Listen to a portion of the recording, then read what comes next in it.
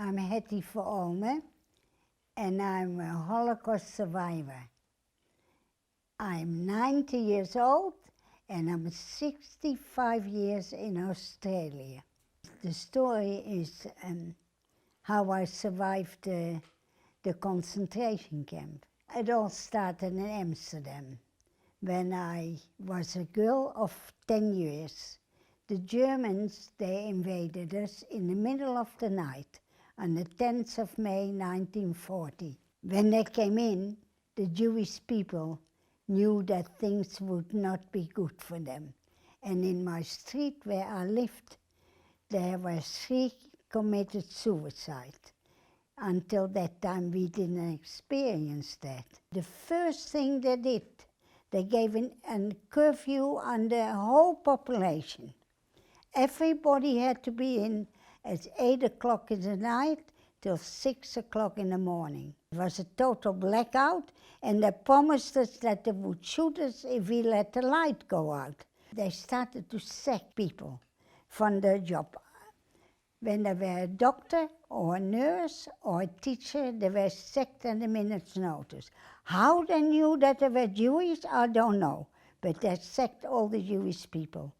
All the people who worked in the buses or the train or any government property, the people were sacked. And then they started on the abattoirs.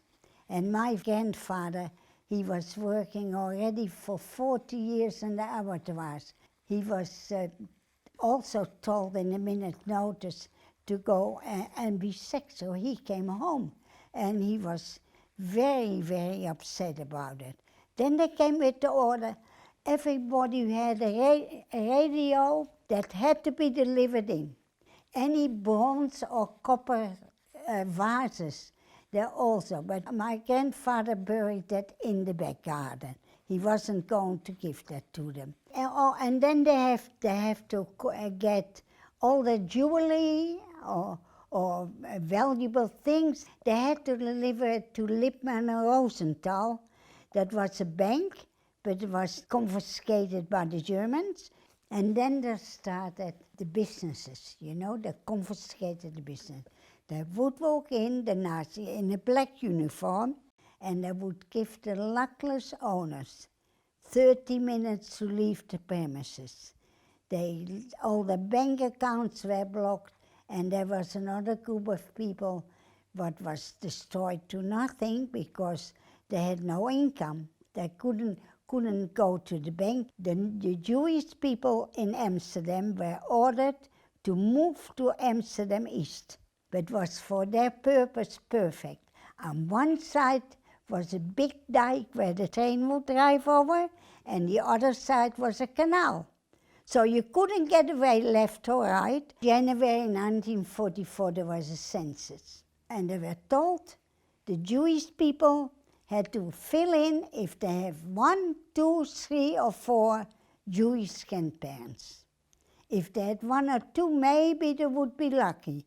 But if they have 3 or 4, things are not so good. But most of us, being lawful citizens and doing always the correct thing, most of us filled out exactly. They had the names, where the parents lived, what the man was doing, in which building, in which apartment, and how many children had. They knew everything.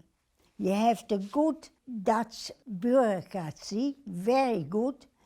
They filled it out exactly and made it easy for the Germans. In February, the Germans blocked the Jewish market, the large Jewish market. It was called Waterloo Square. And there the men were shopping or just talking, and they arrested over 400 men and had them sitting on the street, kneeled and with their hands high. It was terrible. They arrested the men at 10 in the morning, and they gave them a terror till 4 o'clock in the morning. And they disappeared. Once the truck drove off, we did not know where they went. Nobody knew where they went. That was the first raid of Amsterdam. I mean, you know what was the terrible thing? With this man was the best friend from my father, and it was his cousin, and his name was Simon Bergen-Belsen. And he was picked up too. So my father was very upset. The city of Amsterdam decided to go on strike, and that is the famous strike from Amsterdam. And the Wolf, he started it, and they had a strike for 4 days. The tram, the bus, nothing worked, everything was closed. They had it, the non-Jewish people, the Wolf, he started the strike. Every day they went on strike, they gave Amsterdam 2 million guilders fine. And so after 4 days it was 8 million, that was that time an awful lot of money. The Germans told them that you get more fines to pay. So they decided after 4 days to go back, everybody back to work. But it was very beautiful, it was a nice idea, but it didn't help the Jewish people. So they left us a few months in peace, and then they started with the raids. They came with the trucks, they had the list in their hand, the list from the survey, and they would go from door to door and drag the people out.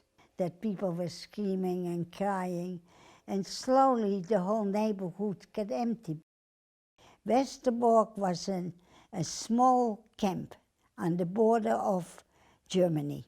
So if you picked up from Amsterdam, then you went first to Westerbork.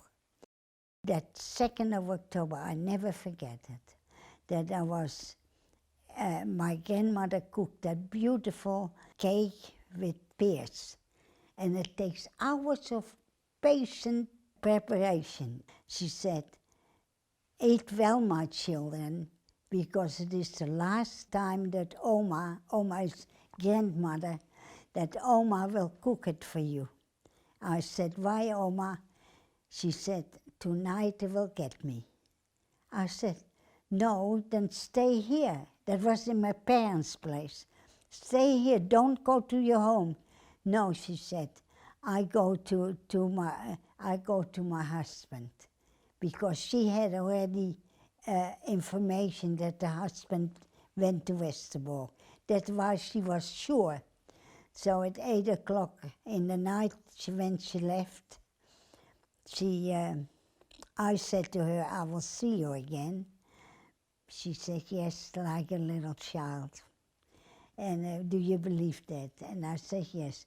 And the only little while, Oma, then the war is finished, I said to her.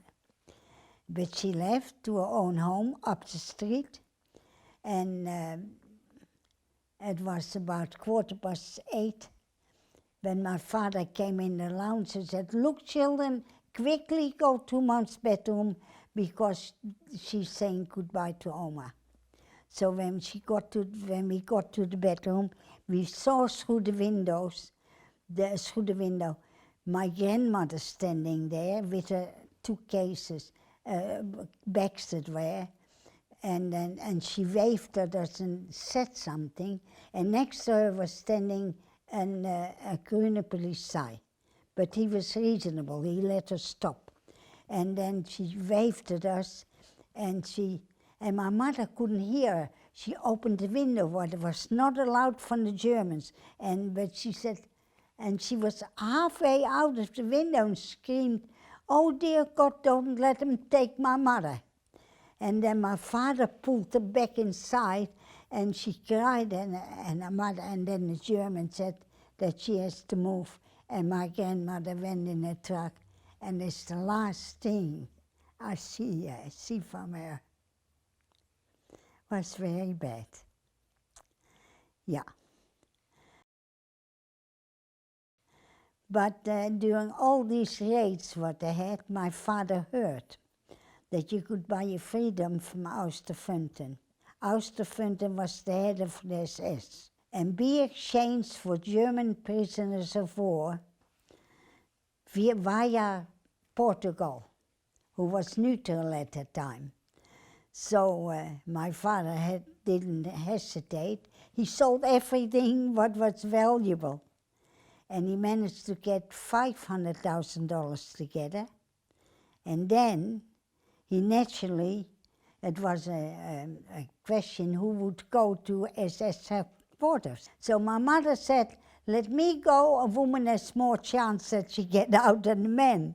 But many people went in there and never heard of again. So my father agreed. My mother went with all this money, and she talked to a man. She was told to come back in a week's time with our passports. On that passport was a photo with a big J. And they gave a photocopy to my mother from all of us. And we're told that we had to buy summer clothes because it was hot in Portugal, much hotter than Holland, and put it all in a suitcase. We were allowed one suitcase and have it under the bed ready to go at a moment's notice. So we believed it. No, then we had the passport stamped by them that the holder of this passport is exempt from work deportation to Germany. But underneath it, in small letters, was written, until further notice. But we didn't want to look at it. We wanted to believe that we go to Portugal. And so we believed it. So when there was raids and they knocked on our door and wanted to see a passport, then they left us home. But all the other people, we see them all disappearing, and they were. But one night, on the 29th of September 1943, it was 4 o'clock in the morning, and the bell rang. And my mother went to the door in a dressing gown, and there was the SS-man, and he said, Jude, Jews? And my mother said, yes. He said, passports, that's all he said. And my father came with the passport, and he had the passport. He said, line up, but he had with him an groene politie with a drawn bayonet in a small house. Then we went in a truck. My mother first gave the keys to the neighbor to take whatever she wanted. Well, the whole neighborhood had a very good go at it, I was told later. But anyway, we got to the station. They were the last Jewish people from Amsterdam. And that night, Amsterdam was declared by the Germans, was declared Judenrein. Amsterdam was declared Judenrein. That means free of Jews. No Jews anymore in Amsterdam. That night, the 29th of September, we got in the train, and I've never seen. Everybody was pushed in the hallway, and everybody said, oh, we don't know where we're going. And so somebody said, we go to Westerbork. When I came to the perron, it was the longest train I ever seen. And it went apparently slowly out. We drove to Holland, but then it was light. It was 9 o'clock in the morning, and we could see there Amsterdam and everything. You know, and all the cows in the field and everything. And we looked at it thinking we go to Germany because we had the passport, you see. Anyway, they called it work deportation, remember? It stopped in Assen. That is just before we go into the header to in the field, and you go to Westerbork. We stopped. The platform was plenty of Dutch people, and they looked at us with uninterested eyes. They didn't care. We got to Westerbork. We had to register. 1,500 people had to be registered. And they asked, had they any jewelry? Had they any money? Had they this? Had they that? In 1943, in November, we were in Westerbork. My grandparents arrived with a penalty transport. They had been in hiding for 3 years in Holland. And when the money ran out to pay for the upkeep, to pay for the staying there, for hiding there, the capital beasts, they told the Germans they have a couple of Jews here. As long as they could pay these nice Dutch people for hiding them, they didn't say anything.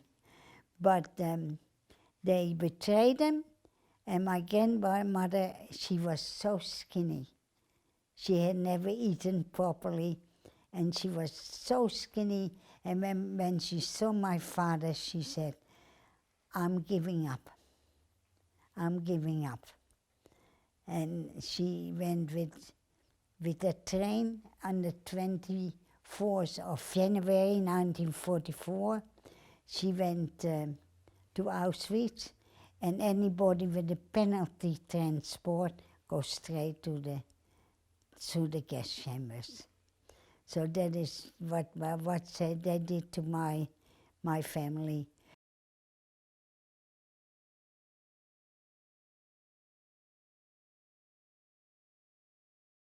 Holland is the second biggest country where the Jews were eliminated. We were only 1.5% from the population, 140,000 Jewish people, 105,000 were deported, the others were in hiding. When the war was over, when we were liberated, only 5,000 people returned to Holland. We were deported on the 1st of February 1944 in a passenger train, so we're lucky. We were told we were going to a special camp, still for exchange with Germany. We were waiting 2 hours at the station, and they unlocked a train from our train, because we can feel the shaking, and that another locomotive came and should take it away. And that was a train of, it was penalty transport. It went straight to Auschwitz. But we went to Belsen. We arrived in the morning, 7 o'clock. I remember there was a big bridge, a walking bridge over the railway, very high. And that the people who lived in the area hang over the bridge to see our arrival. And they got us out of the train. And I can still remember my father's words when he said, "Oh, God help us." Outside this, on the platform that we had to come out, the station, there were 30 SS men with dogs training on the leashes, and they were waiting for us. And we had to, the house. That means snel, quick, to get out. And you can leave your luggage here. So all in screaming. They didn't say in a low voice, it is screaming with them. They scare you with the screaming. So my father was picked out to load the things on a truck. We started to walk. Well, we had nothing to eat for 2 days, nothing to drink for 2 days. We were tired, we were upset. And then you walk surrounded with dogs, with soldiers with dogs. And they were walking, I was later told 8 kilometers. And then at long last we arrived in a camp. We saw barbed wire, and then I saw a house, which I later would get to know very well. And there were SS-men sitting inside. It was not an awful camp. It was clean, it was nice. The sun was shining through the windows. We had been given a brown medal a bowl, a spoon and a fork and a knife. A knife they gave us, and then we went to the berg. More and more people arrived in the camp, Dutch people and from everywhere, and it gets very full, and it was not the camp what it was in the beginning. Also the SS could think of terrible things for us, and the worst thing was if the men and the women would go to work at 7 in the morning, the men went to work in the shoe factory. My father worked there too, and that meant that they took all the old shoes from what were in Auschwitz. My father would go to work from 7 in the morning till 6 in the night. And my mother, she worked in the peel kitchen. And they were peeling their potatoes and carrots, but the very big potatoes, but we never saw the potatoes. They all went to the SS. If the groups left the camp, our camp, to go to work, then an hour later, the people who stayed behind, it were the elderly and they were the children. And they were told to stand on the appelplaats, that means roll call, and they let us stay and wait sometimes 2 hours before they came to count us. And every time there was 1 or 2 missing. But you can't be missing. There were so many guards and watchtowers and people with guns, you couldn't get out of there. 4 hours, 5 hours, 6 hours, 8 hours, and one time 9 hours. And in the snow, in the wind, in the heat, in the cold, in the rain, it didn't matter, we had to stand there. We were not allowed to sit on the ground, because if we did, they would take our ration, our food ration away. And what we got once a day is 4 centimeters of black bread. That bread was a weeks old. And the Germans had put vinegar in there so that the fungus wouldn't go in the bread. And the food was 3/4 of a liter of brown water, with here and there floating a carrot in it, and that is all what we got for 24 hours. So soon all the men 6 foot tall, who got the same ration as me, they began to die. The men died first from hunger. So they started already early with us. For 13 weeks, they gave us only watery soup, 13 weeks. In May 1944 arrived the last people from Holland, and it were 230 diamond people who could work with the diamonds. So when in May the diamond group arrived, they didn't have to go to work. They got double rations. They got cigarettes. So my father and his brother, seeing that these people didn't have to work and there were plenty to eat, they put a name down on the diamond list. And we were not anymore on the list for being exchanged for prisoners of war. So then the Germans wanted the diamonds from the new group. And of course they only worked with them. They sent the diamond group away in a penalty transport. So on the 4th of December 1944, my father was shipped out without notice. So my mother was crying initially. But my father, he kissed my brothers, he kissed my mother, and he said, "Don't cry, the war will be finished, I will find you." And then he looked at me and he said, "Hetty, you are the oldest. Take care of your mother and look after your brothers for me." And I said, "Yes, Dad." He had always such beautiful brown eyes. And he kissed me on my cheek, and he kissed me, and he was gone. And I remember that the air was gray, The buildings look grey and the men look grey when they march to the exit of the camp. And the next day my mother went to work at 3 o'clock and she also came back. And I said at 11 o'clock, you have to go on transport too. So we packed our suitcases. So the first one gets called and she goes to the gate with her children and her luggage, and she's told, no children, the children stay behind.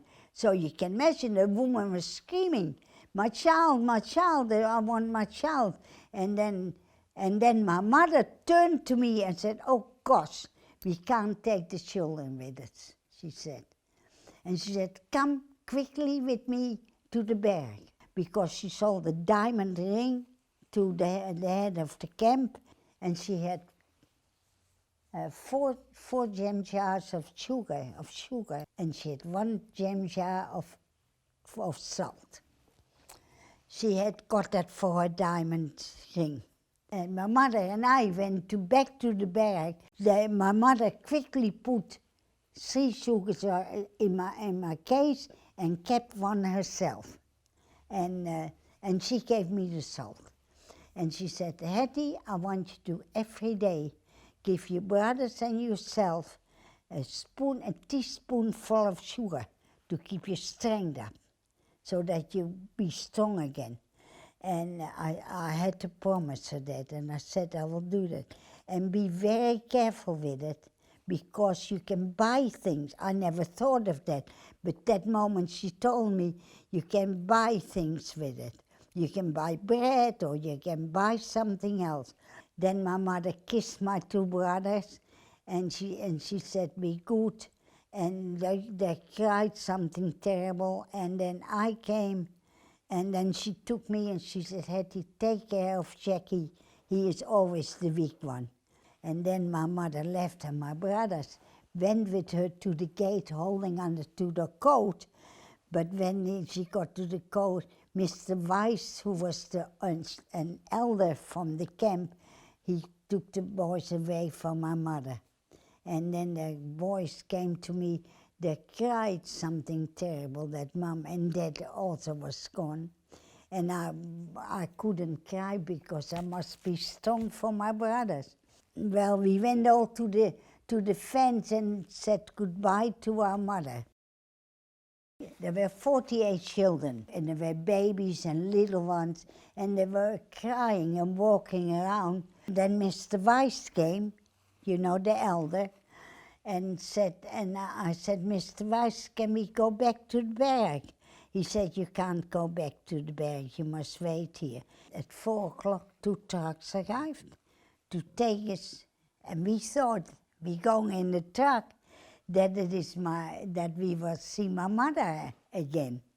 And the truck started driving with the kids in it, and then we got to the garage from the German garage, and the car stopped, and we were told to get off. And in the garage was my mother's suitcase and all the woman, a big mountain of it, and all the suitcases were there. They put us in a garage and they left us alone for hours.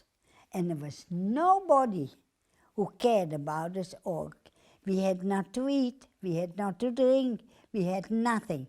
And we were in the garage, and we were there hours after hour. In the end, E.C., that was one of the older boys, he said to me, Hetty, nobody is coming to look at. And we felt terribly lost and deserted, you know, in that. And the little ones were screaming, they were hungry, they had dirty pants, and they were walking around aimlessly. Then Issy said, leave us all alone, let's scream. Then maybe somebody will hear us. So he counted to 3, and we all screamed, all of us screamed. We screamed so hard, and we had no voice left. And all of a sudden, 2 shadowy figures appeared in the garage and switched on the light. And then he saw 40 48. He said, "Where are you coming from?" I said, "We are from Albala-lager." I said, "Our mommy is being taken away and our father yesterday." And he left. And about an hour later, he came back with 2 prisoners in a white and grey stripe. They each carried a box, and they put the box on and he sent them away. But the SS man was an elderly man, was grandfather maybe. And then he called me over. He said, "Look in the box." But I wasn't gonna look in the box because I thought I'd get a hiding. So I said, "No." He said, "Look in the box." And I didn't step backwards. I said, "No." He looked at me. He walked away, went to the door. He looked back over his shoulder and said, I went slowly to the box. I lifted the lid.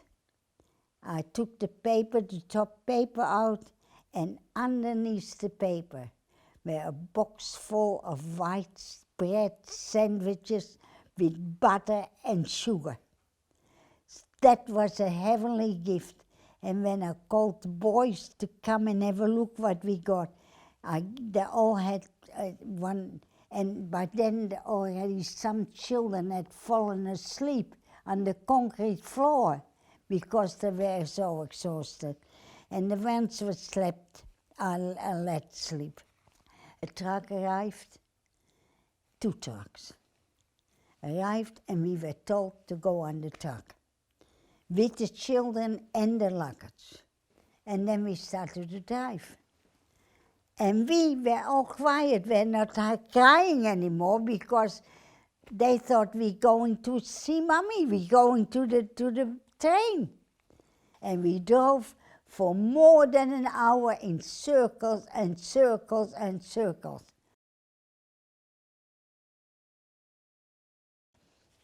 And at long last he stopped, and we were quiet. Every truck had an Aufseherin inside. That is a female SS woman. And when the truck stopped, she went out from the truck, and the other 2 from the other truck, the driver and the Aufseherin, started to come to my truck and talk with the driver. And it went on for at least 15 minutes. They talked and talked in German, and my driver said all the time, 9, 9, 9, 9. And they were arguing with him, you know. And in the end, the woman came back in the SS woman came back in the truck. The truck started up, the second truck started up. I said, it was the first time I spoke German to an SS. I said, "Where are we going, Frau Aufseherin?" And she said, "We're going back to Belsen." And then we landed in the middle of the night, and then she got a few women out of the barrack to help the children, you know. And that later turned out to be Sister Luba. She was the angel of Belsen. She saved the kids. She went to our driver and she said, "What will I do with those children?" And he said, "You can do what you want with the Jewish children, and they can be dead." And he said something nasty. And then we had to go in a big barrack, and at the end of the corridor was a woman standing, an old woman, and she had a hat on, and she looked very old. And when you look in the dark with a lamp, you would swear that it is a witch. So the children are terrified to go in there. And they screamed, and they stopped me going, and they hang on to my coat. And then the lady said, "No, you have to go, you have to go." So I said to the little ones, "Go behind me." I said, "It will be all right." So very slowly we walked to that witch with the lamp. We got to the end of the corridor, and all what she did, hold the lamp and show with pointing finger in the opening van the door what is light inside the room. And there had clean beds and everything in it, and the children were in. And when they saw the beds, they ran to the beds so they could sleep. They left us in there for 2 days without anybody. I was sitting in the bed with Issy, and I said, we have nothing to eat anymore, and nobody is coming to look at us. At that moment, we heard bang, bang, bang, footsteps in the hallway. And, well, that usually means no good. But in walked Sister Luba. And she came with the second one, that was Sister Hermina. And she walked in the room and looked around. She said to me, are they Jewish children? In German. Are they Jewish children? I didn't know first the answer, but then I said yes. And so she talked to Hermina, very excited. She had come from Auschwitz. Her children were thrown in the burning flames. And she didn't know that there were children alive. Jewish children on top of it. So she said to me, "You're hungry?" I said, "Yes." She said, "Wait." These people all said, "Wait." We couldn't go anywhere. About an hour later, I was just falling asleep. I heard footsteps again in the corridor. And in came Sister Luba and Sister Hermina. They each carried a gallon of food. She put it on the floor and she said to me, "That is food." And she went to the door with Hermina and she said, "No S." That means eat. And she left. And then the children, of course, had woken up. The boys tried to open it. But 10 months without proper food had left them without strength. It's somewhere where you had a stick, and then he sticks it under the handle. And they lifted it up the second half with a click, it opened up. We had white rice with black plums in it. We had never seen any food like that for 10 months. And all of a sudden it was paradise. A couple of days later, Sister Luba came back with another woman, the lady doctor. And she said, "Is there anybody over 13 years?" And I said, "Yes, me and 2 others." She said, "You have to stay behind, but they will go tomorrow to Otterberg." And I explained it in my book that in the morning we set them down on the floor, they were in blankets. And I told them to be good to the ladies, and the lady would, I called the Sister Luba, because in Holland we called the nurse a sister. And therefore the children thought that was a nurse, you know, that the Sister Luba would be good to them. And be nice, and it will be good. And soon you see your mommy again, I said. And I took the children away to another barrack. The second day I went to have a look at the barrack. I wanted to see where my brothers were. And when I came in, the children were not dressed. They had no shoes on, they had no pants on. It was in the middle of the winter. So I said, that couldn't be like that. So I started to dress the children and put them warm clothes on so they wouldn't get a cold. And Sister Luba liked that she had some help, you know, to dress. And she couldn't talk to them. They were speaking Dutch and she was talking Polish. So anyway, the children were very happy to see me. They crowded around me. But I stayed there. And then when I wanted to go home, at about 3 o'clock in the afternoon, Sister Luba said to me, "Do you know where you can get some sugar?" I said to her, "Yes." I said, "I know where I get it for you." And then she said, "What do you want for it?" I said, "Nothing." I said, "I want you to be good to the children." A few days later, all the camp was moving around because we had Kramer, the Commandant Kramer. Sister Luba was there and she said, "Pani doctor," that means lady doctor, "I like to take you to the Commandant and want to ask him if you can be in the children's house." And so I went with the doctor. We walked slowly and she said, "Don't move, keep quiet, don't say anything." And he was a horrible man. He was big black eyes he had, and he had a thick neck like a bulldog. He turned around and he said to the doctor, "Jawohl." And lady doctor said, "Herr Kommandante, darf ich die Kleine auch dazu nehmen?" "Herr Commandant, will I be allowed to take the little one also in the children's house?" And he looked me straight in the eyes and then he looked down and up. "Jawohl," he said, "los," that means get lost. And we ran, the doctor and me ran as fast as we could back to the children's house. Then Sister Luba was standing in the doorway watching that we come back. And then the lady doctor said to her, he said, "She can stay in the children's house." And Sister Luba said to me then, "I have now paid you for the sugar." You can honestly say that the cup of sugar I gave her, that saved my life.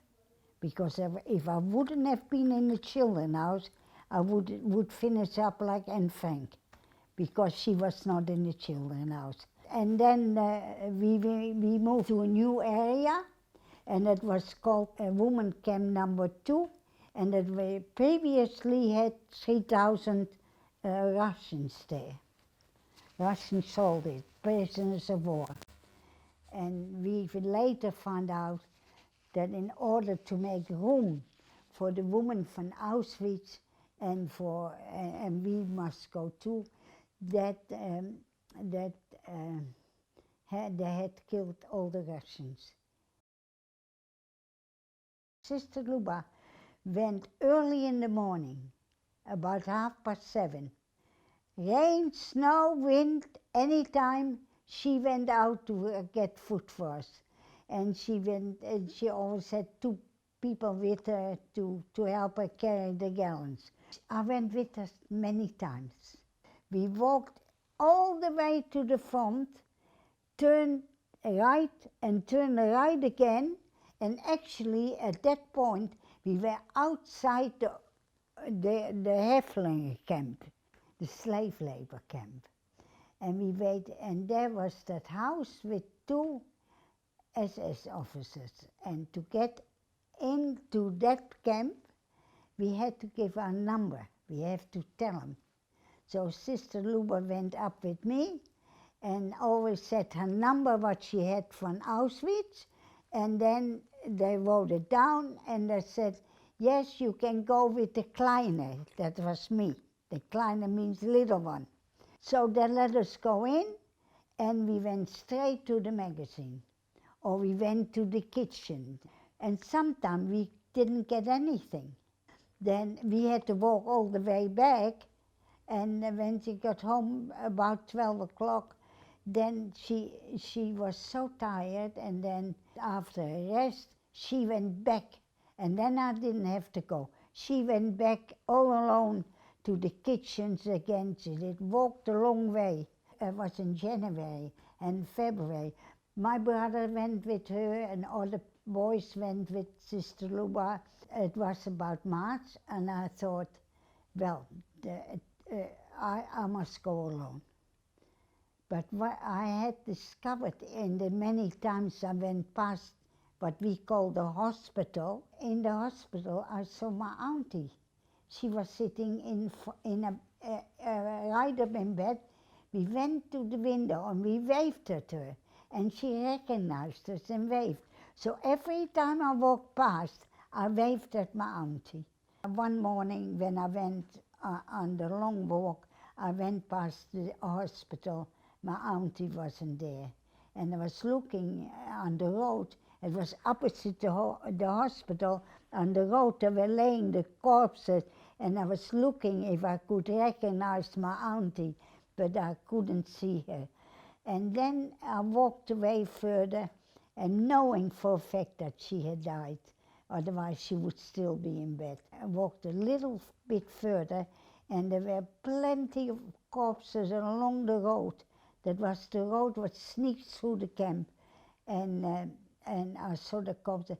And then I saw two Polish women with a knife cutting into the corpse. It was terrible, and they were talking. There was a very light air because it was ready to snow. Then it gets very quiet, and you could hear the woman cutting and talking to each other. They didn't take notice of me, and I saw that, and I walked past very quickly because I know it didn't matter how hungry I was, I would never. After I went again and again, and many times I had no luck, but I saw more and more bodies thrown out. And the prisoners, when people died in the morning, they took us out. And one morning I woke up, there were so many bodies in the field opposite the children's house. And I thought maybe my auntie is in there. I crossed the road and I stepped in the field of dead bodies. And I saw them all with the mouths open, eyes open, staring. And I tried to recognize somebody, but I didn't. I didn't recognize anything. The 5th of March, it was Sister Luba's birthday. She said that was her birthday. And I organized a party for her. In the middle of the camp, it was going to be a party for Sister Luba. I asked some friends, do you know if I can get a present for her? And I must find a woman who can make me a poem. And Inge said, I can make a poem for you. She came back with a black and white scarf, pure silk. It was bought in L'Amazon Bonneterie. That was a top shop in Amsterdam. How much she want for it? And she said she wants a whole bread for it. I said, what do you want for your poem you're gonna make? She said, well, a half a bread will do. Every bed has 70 slices of bread. I talked with Isi. Isi said, let's call the children in the dormitory and we shall ask them. All the children agreed to it, that they would give a half a slice of bread in the evening meal, because we had no morning meal anymore, no breakfast. For 2 nights, the children gave up half the ration because they loved Sister Luba. During the month of February, many extra children came into the children's house. So it was definitely very important that I went on the trips to find food, either with Sister Luba or Sister Mina. But then it became the end of March. I went with Sister Mina, and we couldn't get anywhere food, not from the storeroom, not from the kitchen, 1 or 2. No, we were very disheartened. And when we turned around to walk back again over the long road to our barrack, that snowed the night before. And the whole area was very peaceful and quiet. And all of a sudden, I saw in the snow very big potatoes. They're really for the SS, the potatoes, and they were thrown in the snow. Apparently that the woman who worked in that kitchen had a control on the gate, and they threw the potatoes away. And when I saw them, I called out to Sister Amina, "That are potatoes. I'm gonna get some. And I went through the snow and picked up already 1, 2, 3 in my hand. And I was bended down, and I had them in my hand. And I saw on the snow all of a sudden a black shadow. And I lifted my head up, and there was the Aufseherin Irma Geese. She had a terrible, she was later hanged. She was only 21 years, but she was so cool. And she was perfectly dressed and made up, and I looked up in her face, and she said only, well, in other words, what are you doing? Well, I couldn't say anything because I had the proof in my hand. I had the potatoes in my hand. And I couldn't speak, and it was Schwester Hermina who saved my life by coming forward and saying that the Kleine, that it was me, that means the little one, is not taking the potatoes for herself, but for the children in the children's house. Now, the minute that you mention the children's house to the SS, that is like magic, because the commandant himself has given permission to have the children's house. So they didn't dare to do something on the children. Then she looked at me and she said, is that true? And I couldn't speak, so I nodded my head.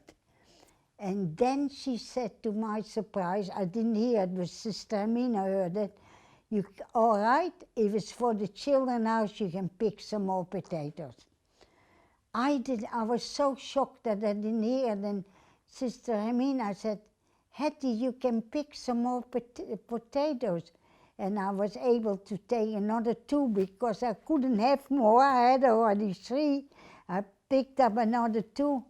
And she said, Sister Hermina said, now thank the Aufseherin.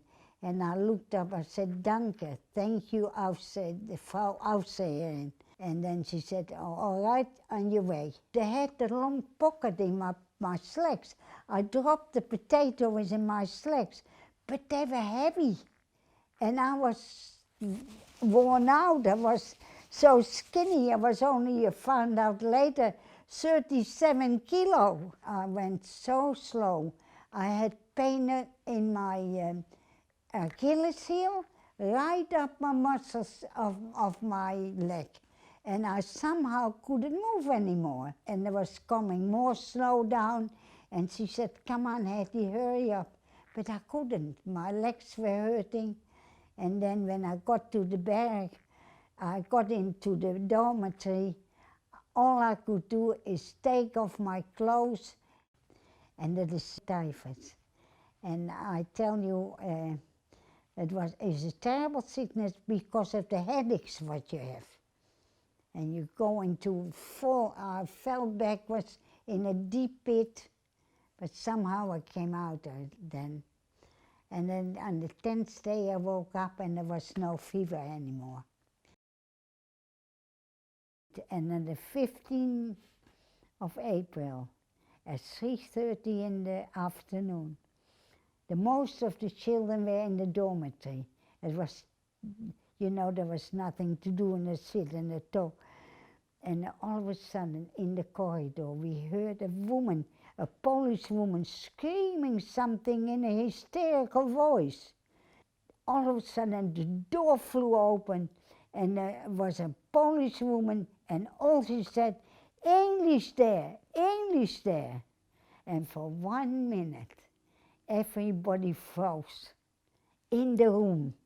And the next minute, there was the exodus to go to the fence to greet the liberators.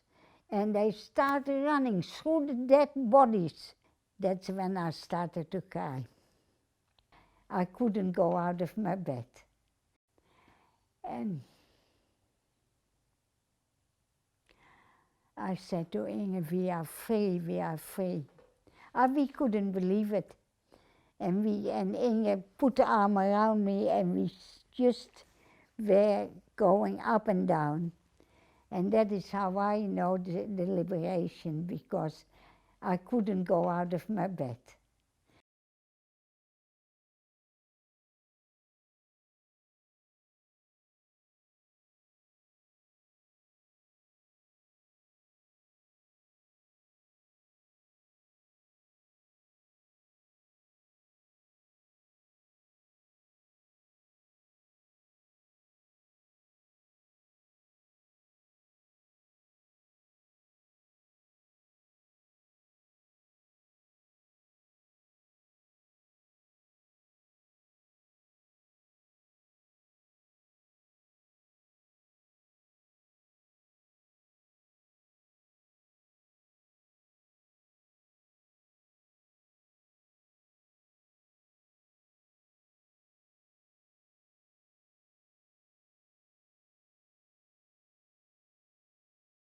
And the other thing I want to tell you, life is not always easy. There will be time that you say to yourself, what is it all about? But then I want you to think of me, how many terrible things I saw, how hungry I was, and how cold I was. But I always believed that tomorrow will be a better day, and I want you to do the same if it is bad. Thank you for listening.